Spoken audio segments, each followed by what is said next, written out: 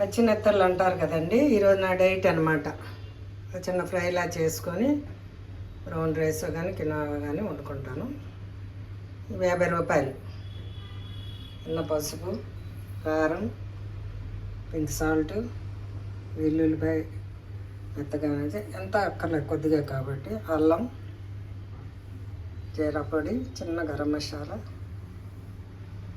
ధనియాల పొడి, మిరియాల పొడి, వీటన్నిటిని ఇలాగా మనం కలిపేసుకోవాలి. కొద్దిగా ఆయిల్ వేసి చిన్నది కలిపేసుకొని పెట్టుకొని ఒక గంట వదిలేద్దామండి. చిన్న ఆయిల్ వేస్తున్నాను. కొద్దిగా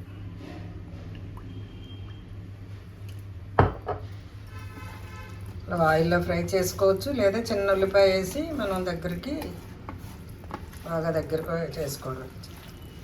పులుపు కావాలండి పులుపుకాయ, లేకపోతే చిన్న నిమ్మకాయ కూడా పిండాలండి దీంట్లో. ఇప్పుడు అరచెక్క చాలు.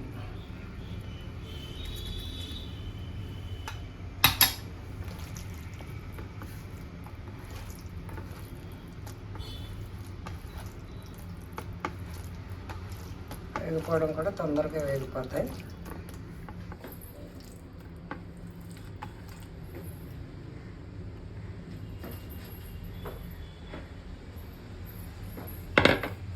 వీటిని బౌల్లోకి తీసుకొని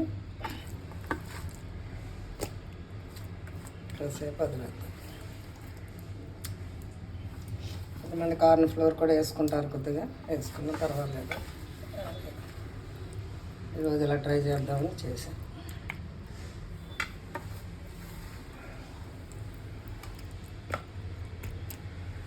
ఇదిగోండి, కొద్దిగా బటర్ వేసి సూప్కి అన్నమాట.